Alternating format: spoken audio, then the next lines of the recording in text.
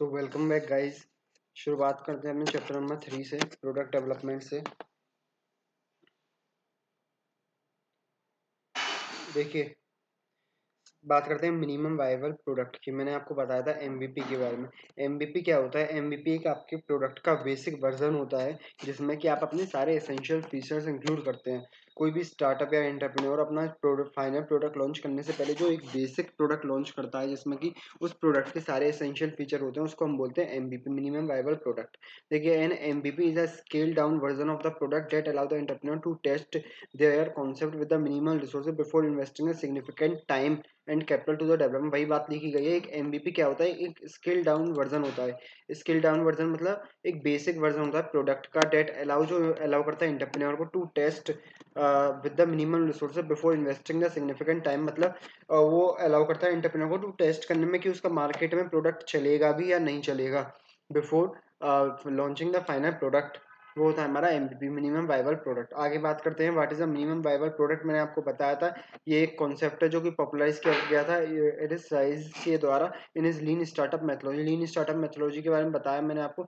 ये एक ऐसी मेथोलॉजी होती है जिसमें कि आप मिनिमम इनपुट से मैक्सिमम आउटपुट निकालते हैं, उसको हम बोलते हैं लीन स्टार्टअप मेथोलॉजी। इस मेथोलॉजी में जो आपका कॉन्सेप्ट आता है वो होता है मिनिमम वायबल प्रोडक्ट। मतलब एक प्रोडक्ट का फाइनल प्रोडक्ट का बेसिक वर्जन जिसमें कि आपके प्रोडक्ट के सारे एसेंशियल फीचर्स हैं। अब बात करते हैं how to build a MVP, minimum viable product कैसे बनाएं आप। Identify the core value proportion. Value proportion मैंने आपको बताया। आप वैल्यू प्रोपोर्शन मतलब होता है कि आप कस्टमर को बताते हैं कि आप क्या डिलीवर करते हैं और कस्टमर को ये प्रोडक्ट क्यों खरीदना चाहिए। तो सबसे पहले आप ये आइडेंटिफाई कीजिए what is the primary problem of the customer that the product wants to solve. मतलब कस्टमर की कौन सी ऐसी प्रॉब्लम है जिससे जो कि आपका प्रोडक्ट सॉल्व करेगा, उस चीज को पहले आप आइडेंटिफाई कीजिए। Create a prototype. प्रोटोटाइप का मतलब क्या होता है? Basic version of product with the essential features. वही होता है आपका मतलब develop a basic prototype. Prototype का मतलब होता है कॉपी।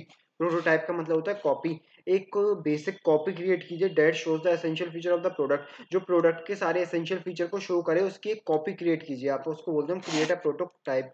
फिर कस्टमर का फीडबैक गैदर कीजिए, then iterate and improve. Based on the customer feedback आप उस प्रोडक्ट को, जो बेसिक प्रोडक्ट आपने डेवलप किया, उसको कंटिन्यूसली इंप्रूव कीजिए on the basis of the feedback. अब बात करते हैं हमारे consideration for the first time entrepreneur developing the MVP. जो कि हमारे एंटरप्रेन्योर पहली बार एमवीपी मिनिमम प्रोडक्ट बनाने जा रहे हैं तो उनके लिए क्या क्या ध्यान में रखने वाली बात है। Focus on core functionalities. अब जिस प्रॉब्लम को आप सॉल्व करना चाहते हैं उसके लिए जो प्रोडक्ट आप डेवलप करें उसमें आपके सारे एसेंशियल फीचर्स मौजूद होने चाहिए। मतलब बेसिक जो आपका प्रोडक्ट है उसमें सारे एसेंशियल फीचर्स, की फीचर्स होने चाहिए जो कि आपकी कोर प्रॉब्लम को एड्रेस करें। फिर आता है रैपिड इटरेशन। रैपिड इटरेशन का मतलब कंटिन्यूस इंप्रूवमेंट कीजिए based on the customer feedback. आप कंटिन्यूसली इंप्रूव करते रहिए अपने एमवीपी को। आगे बात करते हैं लीन अप्रोच। लीन अप्रोच का मतलब क्या होता है? मैंने आपको बताया मिनिमम इनपुट से आप मैक्सिमम आउटपुट ड्राइव करें, वही आपका लीन अप्रोच होता है। तो एडप्ट करें लीन मेथोलॉजी को, आप एडप्ट करें। User centric design. जो भी आपका एमवीपी का जो डिजाइन होगा, जो भी उसका एक तरीके से कंपोजिशन होगा, वो यूजर फ्रेंडली होना चाहिए। वो कस्टमर को ध्यान में रखते हुए होना चाहिए और यूजर फ्रेंडली होना चाहिए। स्केलेबिलिटी की हम बात कर रहे हैं। जब आप एमवीपी बनाएं तो आप अपने जो आपकी जो पोटेंशियल है उसको ध्यान में रखते हुए एमवीपी को लॉन्च करें। जितना आपके अंदर पोटेंशियल है, जितना स्टार्टअप के पास रिसोर्सेज हैं, with in the available resources startup को अपना एमवीपी लॉन्च करना चाहिए। अब आगे बात करते हैं example of MVP in the Indian contest. आप इन एग्जांपल को पढ़ सकते हैं, क्योरफिट का है, निंजा कार्ट का है, काफी सारे एग्जांपल दे रखे हैं, इनको एक बार रीड आउट कर सकते हैं। आगे बात करते हैं product market fit. Product market fit का मतलब क्या होता है? आपका जो प्रोडक्ट है वो मार्केट में एक तरीके से फिट बैठना चाहिए। जो मार्केट में प्रॉब्लम है उस प्रॉब्लम को सॉल्व करने वाला प्रोडक्ट होगा, देन आप बोलेंगे उसको product market fit. A validation that a product or the service resonate with the intended audience, address a genuine market need. Market need को एड्रेस करने वाला अगर आपका प्रोडक्ट है, देन हम आपके प्रोडक्ट को बोलेंगे प्रोडक्ट मार्केट फिट। प्रोडक्ट हमारा मार्केट के हिसाब से है। ये कॉन्सेप्ट आता है, बहुत ही ज्यादा इंपॉर्टेंट कॉन्सेप्ट है इस प्रोडक्ट मार्केट फिट का। देखो, प्रोडक्ट मार्केट फिट में हमारी क्या क्या चीजें होती हैं। जैसे ही आपका प्रोडक्ट मार्केट के अनुसार बन जाएगा, प्रोडक्ट मार्केट फिट बन जाएगा, देन आपको क्या क्या एडवांटेज मिलेंगे स्टार्टअप को। Increase valuation and investor confidence. सीधी सी बात है, आपका प्रोडक्ट जब मार्केट में चलने लग जाएगा तो इन्वेस्टर का कॉन्फिडेंस बढ़ेगा। सस्टेनेबल ग्रोथ, आपको लगातार ग्रोथ होगी आपके ऑर्गेनाइजेशन की। रिड्यूस द मार्केट कॉस्ट, जो मार्केट में आपकी जो कॉस्ट आ रही है, कॉस्टिंग आ रही है, वो भी रिड्यूस होगी, आपको इकोनॉमीज ऑफ स्केल का एडवांटेज मिलेगा। अब बात करते हैं foundation for the sustainable growth. Sustainable growth कैसे अचीव होगी? आपका प्रोडक्ट मार्केट में अच्छा चल गया है, जैसे कि आप एग्जांपल लेते हैं पार्ले जी का। पार्ले जी का जो बिस्किट आता है वो मार्केट में वेल एस्टेब्लिश है, वो प्रोडक्ट मार्केट फिट का एक वेल डिफाइंड एग्जांपल है। मार्केट में पार्ले जी को हर कोई जानता है, इसलिए जो पार्ले जी की कंपनी है वो उसको सस्टेनेबल ग्रोथ, एक कंटिन्यूअस ग्रोथ मिल रही है उसकी प्रोडक्ट मार्केट फिट की वजह से। Reduce the marketing cost, reduce marketing cost का मतलब क्या है? जैसे जैसे आपका प्रोडक्ट मार्केट में फिट होता चला जाएगा, वैसे वैसे आपको इकोनॉमीज ऑफ स्किल का एडवांटेज मिलेगा, जिससे कि आपकी जो कॉस्ट आ रही है टू मैन्युफैक्चर द प्रोडक्ट वो भी रिड्यूस होती चली जाएगी।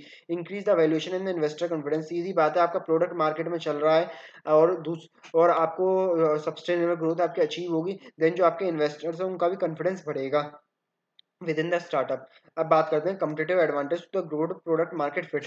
अब आपकी कंपटीटिव एडवांटेज क्या मिलेंगी आपको अगर आपका प्रोडक्ट है वो मार्केट के हिसाब से? देन कस्टमर एक्विजिशन रिटेंशन, आपका प्रोडक्ट कस्टमर की डिमांड्स या उनकी एक तरीके से प्रॉब्लम को सॉल्व करने वाला है, तो सीधी बात है कस्टमर का रिटेंशन भी बढ़ेगा और कस्टमर नए नए कस्टमर भी अट्रैक्ट होते जाएंगे। ब्रांड रिकॉग्निशन, ब्रांड रिकॉग्निशन का मतलब है जैसे जैसे आपका प्रोडक्ट मार्केट में अच्छा जम गया, देन आपका जो ब्रांड है अपने आप में ही आपका ब्रांड एस्टेब्लिश हो जाएगा। इनोवेशन एंड डिफरेंशिएशन, अब आप कोई भी नॉर्मल बिस्किट को पार्ले जी की डिजाइन देख के ही आप डिफरेंशिएट कर सकते हैं। पार्ले जी का जो बिस्किट आता है रेक्टेंगल टाइप का आता है, और जो नॉर्मल कोई और बिस्किट आएगा वो एक तरीके से सर्कल टाइप में आएगा, तो आप बिना देखे बिना रैपर के भी ये पहचान सकते हैं ये पार्ले जी का बिस्किट है, ये दूसरी कंपनी का बिस्किट है। ये होता है हमारा इनोवेशन एंड डिफरेंशिएशन। उसने ये होता है हमारा ब्रांड रिकॉग्निशन।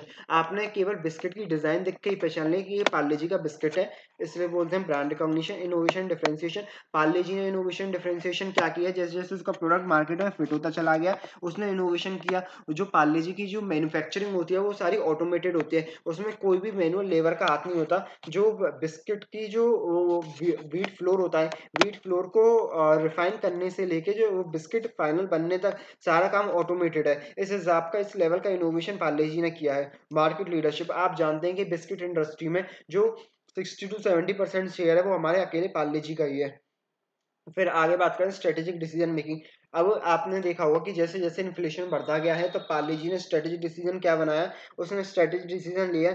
जैसे कि हमारा इन्फ्लेशन बढ़ता गया तो पार्ले जी ने जो अपना बिस्किट का साइज है वो छोटा करता चला गया।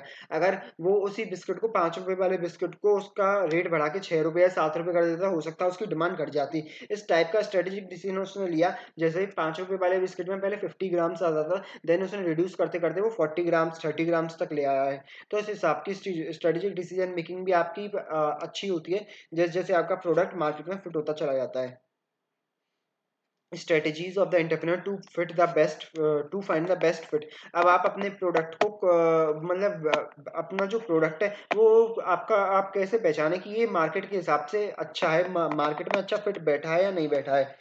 तो इस चीज को पहचानने के लिए आप कौन कौन सी स्ट्रेटजी अडॉप्ट कर सकते हैं? सबसे पहले कस्टमर की अंडरस्टैंडिंग, डीप अंडरस्टैंडिंग करिए कस्टमर के बारे में। आप डीप अंडरस्टैंडिंग लीजिए कि कस्टमर को क्या क्या प्रॉब्लम्स आ रही हैं, क्या प्रॉब्लम कस्टमर फेस कर रहा है, देन उसके हिसाब से अपना प्रोडक्ट डेवलप कीजिए। इटरेटिव डेवलपमेंट एंड टेस्टिंग, वही बात है कंटिन्यूस डेवलपमेंट कीजिए अपने प्रोडक्ट में based on the customer feedback. फिर बात करते हैं focus on core value proportion. Value proportion पर फोकस कीजिए कि हम क्या डिलीवर कर रहे हैं, कस्टमर क्या चाहता है हमसे, इस पर ज्यादा फोकस कीजिए। Measure and analyze the metrics, various की परफॉर्मेंस इंडिकेटर होते हैं उनके हिसाब से, वेरियस रेशियोज होते हैं फाइनेंशियल रेशियो, उनके हिसाब से एनालाइज कीजिए कि आपका प्रोडक्ट मार्केट में फिट बैठ रहा है या नहीं बैठ रहा है। Challenges faced to find the product market fit. अब चैलेंजेस क्या आते हैं किसी भी प्रोडक्ट को मार्केट में फिट बैठाने के लिए? देखो, assumption misalignment, assumption misalignment का मतलब क्या है? Entrepreneur may face the challenges when their assumptions about the market need and customer preference do not align with the reality। अब क्या है, कोई भी नया स्टार्टअप आया, वो नया स्टार्टअप सोच रहा है कि जो हमारा प्रोडक्ट है वो कस्टमर की डिमांड को मीट करेगा, लेकिन एक्चुअलिटी में जो कस्टमर है उस चीज को वो जो प्रोडक्ट जिस चीज को डिलीवर कर रहा है वो उसको चाहता ही नहीं है। मतलब कहने का क्या है, जो कस्टमर की नीड है उस नीड को वो प्रोडक्ट फुलफिल ही नहीं कर पा रहा है, लेकिन जो इंटरप्रेन्योर है वो मनी मन सोच रहा है कि कस्टमर को मेरा प्रोडक्ट बहुत ही पसंद आ रहा है। तो इस हिसाब का जो मिस एजम्पशन होता है उसकी वजह से भी आपका जो प्रोडक्ट है वो मार्केट में फिट नहीं हो सकता है। प्री मेच्योर स्केलिंग का मतलब क्या है कि आपने टू मच एक्सपेंडिंग कर दिया अपने ऑपरेशन टू क्विकली। मतलब क्या है, आपने जो अपना स्केल ऑफ ऑपरेशन है वो काफी ज्यादा बढ़ा लिया और बहुत जल्दी बढ़ा लिया, इतनी जल्दी बढ़ा लिया कि आप अपनी मार्केट के साइज को, मार्केट को एनालाइज ही नहीं कर पाए, कस्टमर के फीडबैक के हिसाब से आप इंप्रूवमेंट कर ही नहीं पाए। देन उस केस में भी आपका जो प्रोडक्ट है वो मार्केट फिट के हिसाब से नहीं बैठ पाएगा। इन एडुकेट कस्टमर फीडबैक, कई बार क्या होता है कि कस्टमर के फीडबैक को हम ध्यान ही नहीं देते, कस्टमर इनसफिशिएंट मतलब पुअर फीडबैक दे रहा है जब भी हम उसको नोटिस ही नहीं कर रहे हैं। Competitive dynamics, the competitive landscape क्या होता है, वेरियस डायनेमिक है, मतलब जो हमारे आसपास का एनवायरनमेंट है वो काफी चेंजिंग है, डायनेमिक नेचर का है, और हम उस चेंजिंग एनवायरनमेंट के हिसाब से अपने आप को चेंज ही नहीं कर पा रहे हैं। देन उस केस में भी आपका जो प्रोडक्ट है वो मार्केट के फिट के हिसाब से नहीं बैठ पाएगा। ये हमारे चैलेंजेस होते हैं। तो कुछ हमारे एग्जांपल दे रखे हैं फेलियर ऑफ सक्सेस के, जो कि प्रोडक्ट मार्केट फिट में, जो ऐसे स्टार्टअप्स का एग्जांपल है जिन्होंने अपने मार्केट, अब जिन्होंने अपने प्रोडक्ट को मार्केट के हिसाब से एडजस्ट कर लिया। जैसे कि स्नैपडील के कुछ ऐसे एग्जांपल्स भी दिए गए हैं जो अपने प्रोडक्ट को मार्केट के हिसाब से फिट नहीं बैठा पाए और जो बैठा भी पाए। अब देखो जैसे कि स्नैपडील ने क्या किया, अनफोकस एक्सपेंशन किया जिसकी वजह से उसका जो प्रोडक्ट है वो मार्केट में फिट नहीं बैठ पाया। ऐसे काफी सारे एग्जांपल, एक बार रीड आउट कर लेना इनको। इंडियन एग्जाम्पल भी हैं, भारत पे, उड़ान, मीशो। देखो मीशो का हम पढ़ लेते हैं एक बार। मीशो एक सोशल मीडिया प्लेटफॉर्म है जो found the success by alignment is product with the need of the individuals looking the supplementary income opportunities. Meesho enables the user to start their own business by selling the product to the social network। अब मीशो ने क्या देखा कि काफी सारे business ऐसे हैं जो ऑनलाइन तो जाना चाहते हैं लेकिन उनके पास ऑनलाइन प्लेटफॉर्म नहीं है, तो मीशो ने उन लोगों को ऑनलाइन प्लेटफॉर्म प्रोवाइड कराया। और इस हिसाब से जो मीशो ने अपना जो प्रोडक्ट है, मतलब एक तरीके से ऑनलाइन सर्विस प्रोवाइड कराना, ऑनलाइन वेबसाइट की सर्विस प्रोवाइड कराना, उसने कस्टमर की नीड के हिसाब से आइडेंटिफाई किया और उनको प्रोवाइड कराया। तो उस हिसाब से उसने जो अपना प्रोडक्ट है वो मार्केट में फिट बैठाया। कुछ ऐसे ही केस स्टडी दे रखी है हमारी एमवीपी और प्रोडक्ट मार्केट फिट के ऊपर, इन सबको आप रीड आउट कर सकते हैं। एक सिंपल रीड आउट से भी आपका काम चल जाएगा, और ना भी करें तो कोई दिक्कत नहीं है। इनमें काफी सारी रियल लाइफ एग्जांपल दे रखे हैं जो कि एसपीएम के लिए रेलिवेंट नहीं है। रियल लाइफ की स्टडीज दे रखी हैं। आगे बढ़ते हैं, हम अपने मेन टॉपिक्स को कवर करते हैं।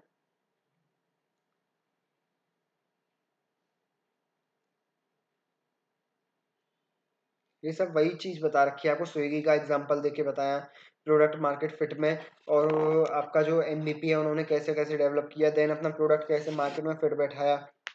अब बात करते हैं हम प्रोटोटाइप की। देखो प्रोटोटाइप मैंने आपको बताया एक बेसिक वर्जन, एक कॉपी हम बोल सकते हैं, copy of product that contains the essential features. In the dynamic technology startup, prototype serve as a pivotal tool in shaping the ideas, validating the concept and paving the way of success for the successful product development। वही सारी बात लिखी गई है आपकी। Tangible representation होता है किसी भी प्रोडक्ट का या सिस्टम का, often created with limited functionality design to showcase the key features को, यानी कि एसेंशियल फीचर्स को आपको डिजाइन कर वो शो करता है। Prototype are the instrument for server reason. अब देखो प्रोटोटाइप क्यों एसेंशियल है, मतलब एक कॉपी, प्रोडक्ट की कॉपी बनाना विद एसेंशियल फीचर क्यों जरूरी है। वैलिडेशन ऑफ आइडियाज, देखो prototype offers a tangible to validate the ideas, refine the startup ideas, allowing the founder to access the feasibility and the potential market acceptance। ये allow करता है आपके founders को, investors को to test their product in the ultimate market. Effective communication, effective communication में भी हमारी मदद करता है ये हमको। इफेक्टिव कम्युनिकेशन हमको फीडबैक ऑब्टेन करने में टू द कस्टमर से ऑल्सो मदद करता है। हमारी यूजर फीडबैक, कस्टमर का जो फीडबैक है उसको लेने में मदद करता है हमारी। और हमारी जो टीम मेंबर्स या इन्वेस्टर वगैरह हैं उनसे हम इजीली कम्युनिकेट कर सकते हैं थ्रू द प्रोटोटाइप्स, प्रोटोटाइप के जरिए। अब कॉस्ट एंड टाइम एफिशिएंसी की हम बात करते हैं, identification and addressing the issues in the early stages through the prototype can save the substantial development cost and time in run long run. मतलब क्या है, जैसे आप प्रोटोटाइप डेवलप करेंगे देन आपको कस्टमर के फीडबैक को एनालाइज करने का मौका मिलेगा, उस हिसाब से आप अपने चेंजेस को एनालाइज करेंगे, और जैसे जैसे आप अपने प्रोडक्ट में चेंजेस इंट्रोड्यूस करेंगे देन आपकी कॉस्ट भी रिड्यूस होती जाएगी, आपकी टाइम एफिशिएंसी भी बढ़ेगी। बाकी यही सारी बात आपकी इस पैराग्राफ में लिखी गई है। अब एजाइल डेवलपमेंट की बात करते हैं हम। एजाइल डेवलपमेंट क्या होता है, देखो agile methodology originally design for software development companies के लिए करी गई थी, जो कि वाइड स्प्रेड अटेंशन लिया उसने लेटर। अब बात करते हैं एजाइल होता क्या है। Agile is a project management and product development approach that prioritize the flexibility, collaboration and responsive to the changes। It emphasizes the iterative progress, continuous feedback and adaptive planning। देखिए ये पूरा आपका इस पूरे कॉन्सेप्ट का, एजाइल कॉन्सेप्ट का पूरी summary है 3 लाइनों में। एक ऐसा प्रोजेक्ट होता है एजाइल का जिसमें कि हम अपने जो प्रोडक्ट डेवलपमेंट अप्रोच है उसमें हम फ्लेक्सिबिलिटी अडॉप्ट करते हैं, कोलैबोरेशन करते हैं वेरियस स्ट्रेटेजिक स्टार्टअप्स के वेरियस स्ट्रेटेजिक पार्टनर से हम वो करते हैं, कोलैबोरेशन करते हैं, रेस्पॉन्सिव टू द चेंजेस करते हैं, हम चेंजेस वगैरह को इंट्रोड्यूस करते हैं, कंटिन्यूस लर्निंग करते हैं on the basis of the feedback. ये होता है हमारा एजाइल डेवलपमेंट मेथोडोलॉजी। ये ओरिजिनली हमारी सॉफ्टवेयर डेवलपमेंट कंपनीज के लिए थी, देन बाकी सारी स्टार्टअप्स ने भी इसको अडॉप्ट करना चालू कर दिया। जैसे कि आप एग्जांपल दे रखा है making a health care app. Imagine you are a visionary entrepreneur set up to revolutionize the healthcare with a mobile app for remote patient monitoring. The initial prototype focusing on the data input and alerts was just the beginning. As you tested the app with that healthcare professional and the patient, the real life scenarios unfolded. A nurse in the rural areas could now input the patient vitals, and a doctor in the bustling urban hospitals instantly receive the alert and transforming the patient care।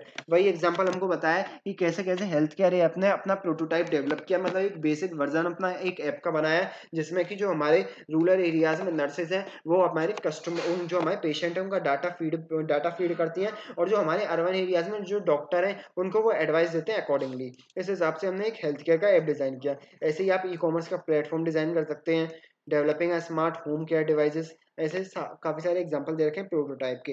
अब हम examples की बात करते हैं agile methodology की। Agile methodology के example में क्या है हमारा हेल्थ केयर ऐप में ही, in developing the health care app for the remote patient monitoring the agile methodology and adds the significant value by fostering the adaptability, collaboration, continuous feedback loop. Picture an agile spirit with the development in healthcare professional and patient collaborate regularly. अब क्या है agile methodology में हम क्या करेंगे, उसी app में हम कंटिन्यूस फीडबैक लेंगे जो हमारे हेल्थ केयर प्रोफेशनल्स के हैं और कंटिन्यूसली हम उनको चेंजेस अडॉप्ट करेंगे। देन उस केस में हम जो मेथोडोलॉजी अडॉप्ट करेंगे वो हमारी एजाइल मेथोडोलॉजी होगी। तो ये एजाइल मेथोडोलॉजी का एग्जांपल था।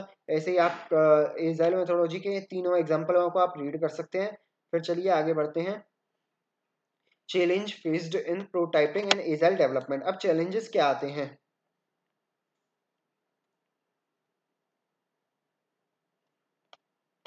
बात करते हैं चैलेंजेस इन प्रोटोटाइपिंग। देखो अनक्लियर रिक्वायरमेंट होता क्या है, prototype relies heavily on defining the clear and the comprehensive requirement. One major challenges arises when the project requirement are vague and not well understood.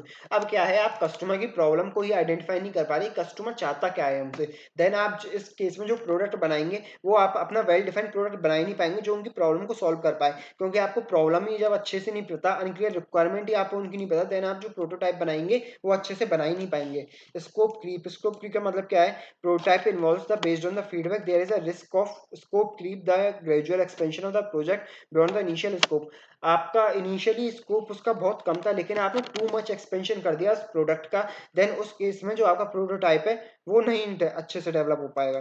Limited user involvement, आपने जो prototype develop किया उसमें आपने वो valuable feedback ही gather नहीं किए। Effectively prototype require the user involvement to gather the valuable feedback, आपने users को इन्वॉल्व नहीं किया। जैसे जो आपने हेल्थ केयर ऐप का प्रोटोटाइप बनाया तो उसमें आपने प्रोफेशनल्स को ही ऐड नहीं किया, मतलब आपने जो डॉक्टर्स थे उन्हीं को ही ऐड नहीं किया, देन उस केस में लिमिटेड यूजर इन्वॉल्वमेंट रहा, इस वजह से हमको जो फीडबैक है वो भी अच्छी तरीके से नहीं मिला। over emphasis on aesthetics, sometimes there is a tendency to focus exclusively on visual aspects of the prototype, neglecting the underlying functionalities। आपने जो प्रोडक्ट की जो मेन स्पिरिट थी, मतलब जो आपने प्रोडक्ट बनाया था वो इसलिए तो बनाया था कि आप कस्टमर की नीड्स को सेटिस्फाई कर सकें, बट आपने उन नीड्स पे तो ध्यान ही नहीं दिया, उन नीड्स के हिसाब से आपने प्रोडक्ट में नेसेसरी फंक्शंस ही ऐड नहीं किए, देन उस केस में जो आपका प्रोटोटाइप है वो अच्छे तरीके से डेवलप नहीं हो पाएगा। रियल वर्ड सिनेरियोज की बात करते हैं। देखो रियल वर्ड सिनेरियोज आपको पिक्चर और scenario where a web application prototype showcase the sleek design but lack essentials the backend functionalities. This can result in disjoint the user experience while transiting to a fully development product। आपने कोई भी web application prototype बनाया, then उस case में आपका जो backend था, जो बैकएंड ही मजबूत नहीं था, आपने रियल वर्ल्ड सिनेरियोज को ही कंसीडर नहीं किया। आगे बढ़ते हैं, रेजिस्टेंस टू द चेंजेस। आपने जो प्रोटोटाइप एक बार बना दिया, आप रिजिड हो गए, उस प्रोटोटाइप को आप चेंज ही नहीं कर रहे on the basis of the user feedback, उसको बोलते हैं रेजिस्टेंस टू चेंजेस। अब changes in the agile development, agile development में क्या चैलेंजेस आते हैं हमको? Adapting to the agile culture, agile culture को एडप्ट करने में आपको देखो, transitioning to the agile often involves the cultural shift with an organization, team members and the stakeholder constraint to the traditional method may find it challenging to embrace the collaborative and adaptive culture promoted by the agile. Agile में हमने सुना था, agile में हमने पढ़ा था कि agile methodology में हम एक कोलैबोरेटिव कल्चर अडॉप्ट करते हैं, हम वेरियस ऑर्गेनाइजेशन से अपना कोलैबोरेशन करते हैं। देन अगर आपके जो ऑर्गेनाइजेशन में ट्रेडिशनल लोग हैं तो वो इस चीज से कंस्ट्रेंट करते हैं, दूर भागते हैं कि हम कोलैबोरेशन नहीं करेंगे, हम चेंजेस को अडॉप्ट नहीं करेंगे।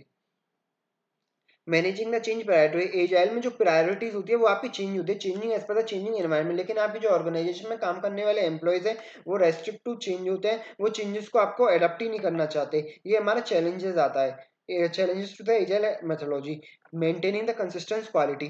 आप rapid development cycle in the agile sometime lead to maintaining the consistent product quality। क्या हुआ कि आपने चेंज कर रहे हो आप as per the changing market condition, but आप इस चेंज में ये भूल गए कि जो आपकी जो क्वालिटी है वो आपकी डिग्रेड होनी स्टार्ट हो गई। मतलब आप चेंज कर रहे हो कस्टमर की फीडबैक के हिसाब से, लेकिन आप इतना जल्दी जल्दी चेंजेस को कर रहे हो कि आप उसकी क्वालिटी को टेस्ट ही नहीं कर पा रहे। जैसे आपने कोई भी प्रोडक्ट डेवलप किया, आप उसको चेंजेस कर रहे हो एज पर द कस्टमर की रिक्वायरमेंट, लेकिन आप उस चेंजेस को आप यही ध्यान नहीं रख पा रहे कि उस चेंजेस से कुछ नुकसान भी हो रहा है, उसकी क्वालिटी डिग्रेड हो रही है प्रोडक्ट की। Balancing the flexibility and structure, strike the right balance between the flexibility and structure is crucial. Too much rigidity can shift the innovation while the excessive flexibility may lead to the overall project cost। देखो ये एक MCQ भी बना था कि आप अगर ज्यादा रिजिडिटी का अप्लाई करेंगे और ज्यादा फ्लेक्सिबिलिटी अप्लाई करेंगे तो दोनों ही आपके जो स्टार्टअप के दोनों ही हार्मफुल है, क्योंकि आप ज्यादा फ्लेक्सिबल हो जाएंगे, देन आपका जो प्रोडक्ट है वो उसमें टू मच एक्सेसिव आप चेंजेस कर लेंगे जो कि आपके ओवरऑल प्रोजेक्ट को खत्म कर देगा। और आप अगर ज्यादा ही रिजिडिटी कर देंगे, चेंजेस को एडेप्ट ही नहीं करेंगे, देन आप वैसे खत्म हो जाएंगे क्योंकि आप चेंज नहीं हो पा रहे इस पर the changing environment. Effective collaboration and communication, देखो चैलेंजेस क्या होता है कि आप कम्युनिकेट ही नहीं कर पाते अमंग टीम मेंबर और स्टेक होल्डर कस्टमर्स की, हम अपना कोलैबोरेशन करेंगे विद द अनदर ऑर्गेनाइजेशन, आप अच्छे से कम्युनिकेट नहीं कर पा रहे, देन उस केस में ये भी आपका एक चैलेंजेस की तरह काम करता है टू द एजाइल डेवलपमेंट के लिए। अब आपके identifying the critical success element of the product development, product tech, product offering and procurement and supply chain. इसमें कुछ नहीं, वही सारी चीजें दे रखी हैं हमको जो ऊपर वाले पॉइंटों में हमने पढ़ी थी, वो केवल इसमें एक पैराग्राफ में दे दिए हैं आपको। Investor outlook on the success element, investor closely scrutinize करता है the critical success element for the product development as they assess the potential of the entrepreneurship venture. वही सारी बात लिखी गई है। एंटरप्रेन्योर होता है वो हमारा प्रोडक्ट मार्केट फिट को एनालाइज करता है, कंटिन्यूसली वेलिडेट करता है प्रोडक्ट मार्केट फिट को। कैसे वेलिडेट करता है? प्रोटोटाइप डेवलप करके, एमवीपी डेवलप करके, जैसे रतन टाटा ने बताया, take the stones people throw at you and use them to build a monument। मतलब जो रतन टाटा ने एक हमको एक कोटेशन दिया कि जो लोग आपके ऊपर स्टोन फेंक रहे हैं, आप उन स्टोन्स को ग्रैब कीजिए और उसके बेसिस पे एक मोन्यूमेंट, एक बिल्डिंग बिल्ड कीजिए, मोन्यूमेंट बिल्ड कीजिए। मतलब क्या है, उनके कहने का मतलब ये है कि कस्टमर आपको नेगेटिव फीडबैक भी दे रहा है तो नेगेटिव फीडबैक को ग्रैब कीजिए और एक अच्छा प्रोडक्ट डेवलप कीजिए उनके बेसिस पे। ऐसे काफी सारे हमारे कोटेशंस दे रखे हैं, आप इनको रीड आउट कर सकते हैं। Investor analysis of the product, देखो कोई भी इन्वेस्टर जब नया प्रोडक्ट मार्केट में लॉन्च करता है तो वो काफी सारे एनालिसिस करता है, जो हमने ऊपर सारी पॉइंट्स पढ़े उन्हीं की समरी दे रखी है। ये मार्केट को वेलिडेट करता है, मार्केट को कैसे वेलिडेट करेगा कि एक एमवीपी डेवलप करेगा, प्रोटोटाइप डेवलप करेगा, basic version of product develop करेगा, clear product and definition and goals, अपने प्रोडक्ट के बारे में क्लियरली कम्युनिकेट करेगा टू द कस्टमर्स को। User centric design and experience, जो प्रोडक्ट बनाएगा वो कस्टमर की नीड्स को ध्यान में रखते हुए बनाएगा। Cross functional collaboration, various organization से कोलैबोरेशन करेगा। जैसे कि आप कोई भी आप बटर मैन्युफैक्चरिंग इंडस्ट्री है, बटर मैन्युफैक्चरिंग आपकी कंपनी है, देन आप जो कॉन्टैक्ट अपना कोलैबोरेशन करेंगे वो किसी भी मिल्क वाली एंटिटी से वो कोलैबोरेट करेंगे जिससे कि आप मिल्क प्रोक्योर कर सकें, उससे आप बटर बना सकें। इस टाइप के आप कोलैबोरेशन वगैरह करेंगे। Agile development practices, various agile development करेंगे, फ्लेक्सिबिलिटी अपनाएंगे, एडेप्टेबिलिटी, एजाइल का मतलब है फिर वो अपने कार्य करने की क्षमता में फ्लेक्सिबिलिटी करेंगे, चेंज करेंगे as per changing environment. Quality assurance and testing, regularly अपनी जो प्रोडक्ट की क्वालिटी है उसको टेस्ट करेंगे। वो एश्योरेंस करेंगे, स्केलेबिलिटी, अपनी जो ऑर्गेनाइजेशन है उसका स्केल बढ़ाएंगे, depend upon the resources available, जितना आपका पोटेंशियल है उसके हिसाब से आप डेवलपमेंट करेंगे। गो टू मार्केट स्ट्रेटजी अपनाएंगे, is action plan that specify how the company will reach target customer. ये एक स्ट्रेटजी होती है जिससे कि ये एंटरप्रेन्योर डिफाइन करता है वो अपने कस्टमर के थ्रू कैसे रीच करेगा, किस हिसाब से वो रीच करेगा। गोइंग टू मार्केट स्ट्रेटजी अपनाएंगे, इस हिसाब से आप देखेंगे market validation, clear the product definition, goal user centric approach करेंगे, क्रॉस फंक्शनल कोलैबोरेशन करेंगे, agile development, quality testing, scalability, go to market strategy. ये सारे हमारे चीजें हैं जो कि हमारा एंटरप्रेन्योर एनालाइज करेगा before launching a product to the market. Understanding the product technology, product offering and procurement and supply chain. आपको एक एग्जांपल बताते हैं हम। एक स्टोरी थी हमारी कॉपलिंग के, कपेंग की एक स्टोरी थी जिसको हम बोलते हैं Amazon of South Korea. South Korea के हमारा अमेजोन था, कपेंग की स्टोरी। इस स्टोरी को आप एक बार रीड कर सकते हैं। ये याद रखें, कपेंग को हम बोलते हैं Amazon of South Korea. Building a strong tech for product, strong tech कैसे डेवलप करें अपने प्रोडक्ट का। अब स्ट्रॉन्ग टेक मतलब टेक्नोलॉजिकल बेस कैसे डेवलप करें अपने किसी भी प्रोडक्ट का। तो देखो, clarify the vision, clearly define किया अपने vision of the product and outlining the purpose and the target of the audience. अपने प्रोडक्ट का जो अपने ऑर्गेनाइजेशन का विजन है उसको क्लियरली कम्युनिकेट करें to the customers. Assemble the team, skilled team, अपनी जो ऑर्गेनाइजेशन है, अपना जो स्टार्टअप है उसमें जो आप टीम अपॉइंट करें वो हाईली स्किल्ड टीम को अपॉइंट करें। चूज द स्केलेबल टेक्नोलॉजीज, मतलब scalable technology various AI tools है उनका इस्तेमाल करें। आप prioritise the security management, integrate the robust security protocols to the user data and maintain the integrity of the system. अपनी जो सिस्टम है उसकी इंटीग्रिटी को मेंटेन करें। Agile development methodology implement the continuous monitoring, continuous monitor करें। Product offering, product offering की बात करें, product offering refers to combination of the product that the business provide to meet the needs and want of the customer. मतलब जो product offering का मतलब क्या है, अपने प्रोडक्ट को कस्टमर को ऑफर करना है जिससे कि वो अपनी नीड्स एंड डिमांड्स को फुलफिल कर सके। अब देखो, general element the entrepreneur should consider as a product offering. अपने प्रोडक्ट को कस्टमर को ऑफर करते समय क्या क्या बातों का ध्यान रखना चाहिए। एसेंशियल फीचर, आपके प्रोडक्ट में एसेंशियल फीचर्स होने चाहिए जो कि कस्टमर की रिक्वायरमेंट्स हैं। वो फिर आता है सेटअप ब्रांड इमेज। अब आप अपने प्रोडक्ट की गुड एक ब्रांड इमेज बनाएं in the eyes of customer. जैसे कि हमारे एप्पल ने अलग ही अपनी वो ब्रांड इमेज बना रखी है in the eyes of the customer, इस हिसाब की ब्रांड इमेज बनाएं। एफोर्डेबल इनोवेशन, इनोवेशन मतलब कि क्या है, आप पतंजलि का एग्जांपल लीजिए। पतंजलि ने क्या किया, जो अपने हमारे रेगुलर प्रोडक्ट्स थे उन्हीं को ही एक इनोवेटिव तरीके से मार्केट में लॉन्च किया। एफोर्डेबल इनोवेशन का एक गुड एग्जांपल है। इनोवेटिव तरीके से कैसे लॉन्च किया, उन्होंने कहा कि वो विदेशी को भगाओ और स्वदेशी अपनाओ। मतलब जो प्रोडक्ट्स थे उन्होंने विद इन इंडिया को प्रोड्यूस किया, जो हमारे आउटसाइड इंडिया में प्रोड्यूस होने वाले प्रोडक्ट थे, जो फॉरेन कंपनीज प्रोड्यूस कर रही थी, उनको विद इन इंडिया में प्रोड्यूस करके एक नया इनोवेटिव वे किया टू लॉन्च द प्रोडक्ट। इस टाइप से अपने प्रोडक्ट को ऑफर कीजिए। अट्रैक्टिव पैकेजिंग, आपने देखा होगा कोई भी अट्रैक्टिव कोई भी प्रोडक्ट है वो अंदर से बेशक अच्छा ना हो लेकिन उसकी पैकिंग अट्रैक्टिव होती है तो कस्टमर जल्दी पकड़ता है। इस टाइप से आप पैकेजिंग कीजिए उस प्रोडक्ट की। Comprehensive support and services, after sale services provide कीजिए to the customers. Procurement for product development, आप जो प्रोक्योरमेंट का मतलब क्या है, procurement often overlooked in the strategic importance.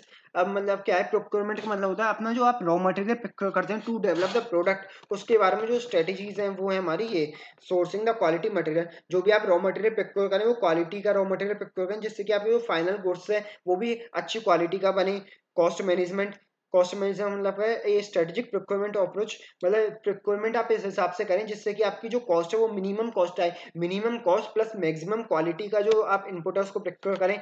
Supply chain efficiency, procurement is an integral to ensure the smooth and efficient supply chain. It in the consumer electronics sector, company like Samsung emphasizes on the well orchestrated procurement process to secure the component for the smartphone and other devices। मतलब supply chain efficiency का मतलब क्या है, आप जो भी आपका जो प्रोडक्ट आप फाइनल बना रहे हैं उसके लिए जो भी इनपुट आप प्रोक्योर कर रहे हैं उसमें आप जो जो जिस भी सप्लाई चेन से आप प्रोक्योर करें उसमें काफी ज्यादा हाई लेवल की एफिशिएंसी होनी चाहिए। मतलब मिनिमम कॉस्ट में मैक्सिमम क्वालिटी वाला आप आउटपुट वो इनपुट प्रोक्योर करें। Risk mitigation, procurement professional assess and mitigate the risk associated with the supply chain. देखो कई बार क्या होता है, सप्लाई चेन में रिस्क मतलब क्या होता है, आप जैसे इनपुट प्रोक्योर करते हैं उसमें काफी सारे रिस्क एसोसिएटेड होते हैं, तो उन रिस्क को मिटिगेट करने के लिए स्ट्रेटजीज डेवलप करें। जैसे कंपनीज लाइक HAL ने strategically diverse suppliers for critical components. The proactive approach minimizes the impact of the potential disruptions such as geographical tensions and affecting the availability of the specific material. जैसे HAL आप जानते हैं एक defence की company है, इसने क्या किया, अपने जो उसके क्रिटिकल कंपोनेंट है उसमें काफी सारा रिस्क लगा रहता था, जैसे कि ज्योग्राफिकल टेंशंस वगैरह होती थी, तो उसके जो इनपुट्स थे वो कैप्चर नहीं कर पा रही थी, तो इस वजह से उसने काफी सारी एक strategy, proactive strategy approach apply किया, जिससे कि उसका जो रिस्क था वो मिटिगेट हो गया। सप्लाई रिलेशनशिप, अपने सप्लायर से रिलेशनशिप डेवलप कीजिए, जो कि आपको इनपुट्स प्रोवाइड करा रहा है उससे एक रिलेशनशिप डेवलप कीजिए। अब जैसे नेस्ले ने एक रिलेशनशिप डेवलप कर दिया विद द एग्रीकल्चर सेक्टर, जो कि उनको प्रोवाइड करते हैं Coca and raw coffee beans provide करते हैं, उनसे एक उन्होंने रिलेशनशिप डेवलप कर रखी है, जिससे कि उनको हाई क्वालिटी के जो इनपुट्स हैं वो मिलते हैं। रेगुलेटरी कंप्लाइंस, रिक्वायरमेंट के दौरान जितने भी आपके रेगुलेटरी कंप्लाइंस है उसको कंप्लाई कीजिए। लाइक जैसे फार्मास्यूटिकल सेक्टर्स होता है, उसमें क्या होता है, आप जो भी इनपुट प्रोक्योर करते हैं उसमें ज़्यादातर रेस्ट्रिक्शंस होते हैं, ज़्यादातर कंप्लाइंस आपको फुलफिल करने पड़ते हैं गवर्नमेंट के, तो उन कंप्लाइंसेस को रेगुलरली फुलफिल करते रहिए टू प्रोक्योर द इनपुट्स। अब ये आता है हमारा रोल ऑफ सप्लाई चेन, वही बताया सप्लाई चेन एक पाइवेटल इंपॉर्टेंट रोल प्ले करती है इन द बिजनेस सक्सेस। अगर आपकी सप्लाई चेन इफेक्टिव होगी तो आप हाई क्वालिटी का गुड्स प्रोड्यूस कर पाएंगे with the minimum cost and maximum quality. वही सारे एग्जांपल दे रखे हैं, आप पढ़ सकते हैं, एग्जांपल को रीड आउट कर लेना एक बार। Shadow fax, delivery. अब बात करते हैं हम strengthening the supply chain for a product, for a strong product delivery. अब देखो सप्लाई चेन को हम वो कैसे मजबूत करें अपनी, to broad thing that entrepreneur who is trying to strengthen the supply chain need to consider. एक तो टेक्नोलॉजी को कंसीडर करना है इसको, एक स्ट्रेटेजिक पार्टनरशिप एंड कोलैबोरेशन। देखो टेक्नोलॉजी एडॉप्शन का मतलब क्या है, implementing the modern technologies a broad strategy, मतलब आप अपनी सप्लाई चेन में एक बहुत एक्सटेंसिव लेवल ऑफ टेक्नोलॉजी को अडॉप्ट कीजिए। मतलब क्या है, सप्लाई चेन मैनेजमेंट के सॉफ्टवेयर आपने देखा होगा अब तो कई सारे ईआरपी सिस्टम चल गए, जैसे आपने बाबा रामदेव का भी देखा होगा, बाबा रामदेव कहीं भी बैठ के अपने जो पतंजलि की कंपनी है उसको एक्सेस ले सकते हैं, और वो होता है हमारा ईआरपी सिस्टम के थ्रू। इसके थ्रू वो ये देख सकते हैं हमारा रॉ मटेरियल कितनी हमको रिक्वायरमेंट है, तो इस हिसाब के आप सॉफ्टवेयर अपनी ऑर्गेनाइजेशन में लगाएं। Utilise internet of things devices sensors for real time tracking of inventory. वही सारी चीजें आप इन्वेंट्री को एनालाइज कीजिए, कितनी इन्वेंट्री की आपको रिक्वायरमेंट, ऑटोमेशन कर दीजिए। Blockchain, explore the blockchain technology for enhance transparency रखिए अपने सॉफ्टवेयर में। स्ट्रेटेजिक पार्टनरशिप एंड कोलैबोरेशन की बात करते हैं, आप कोलैबोरेट कीजिए अपने जो सप्लायर्स हैं, सप्लाई चेन में जो सप्लायर्स हैं उनसे कोलैबोरेट कीजिए। जैसे नेस्ले ने कोलैबोरेट कर रहा था अपने एग्रीकल्चरिस्ट से, अपने फार्मर से उन्होंने कोलैबोरेशन कर रखा है, जो कि उनके लिए हाई क्वालिटी ऑफ रॉ बी कोको बीन्स प्रोड्यूस करके देते हैं। सप्लायर से अच्छे रिलेशनशिप डेवलप कीजिए, जैसे कि high quality flow of material आपके पास आए। लॉजिस्टिक पार्टनर्स होते हैं जो ट्रांसपोर्ट वाले आपके ट्रांसपोर्ट सर्विस प्रोवाइड करते हैं, उनसे आप कोलैबोरेशन कीजिए। कोलैबोरेटिव प्लानिंग कीजिए विद वेरियस की पार्टनर्स से। को इकोसिस्टम कोलैबोरेशन, जो इंडस्ट्री में consider the participation in the industry ecosystem the platform that facilitate the collaboration between the various supply chain participants. Such collaboration can lead to the shared insight and resources. आप partnership कीजिए various industry ecosystem और platform से, मतलब various platform से आप partnership कीजिए, जिससे कि आपका जो बिजनेस है वो कंटिन्यूअस मोमेंटम में चलता रहे। बेसिकली कोलैबोरेशन और पार्टनरशिप वाली चीज में हमको यही बताया है, आप कोलैबोरेशन कीजिए अपने रॉ मटेरियल सप्लायर से, लॉजिस्टिक सप्लायर से, कोलैबोरेटिव प्लानिंग कीजिए। इकोसिस्टम जो हमारी सोशल सर्विस प्रोवाइड करते हैं उनसे आप कोलैबोरेशन कीजिए, जिससे कि आपकी गुड ब्रांड इमेज बने in the market. So that's all, यही समरी आपको दे रखी है इसको, जो मैंने अभी आपको पढ़ाया वही समरी आपको दे रखी है। सो हमारा चैप्टर नंबर 3 भी कंप्लीट होता है इधर।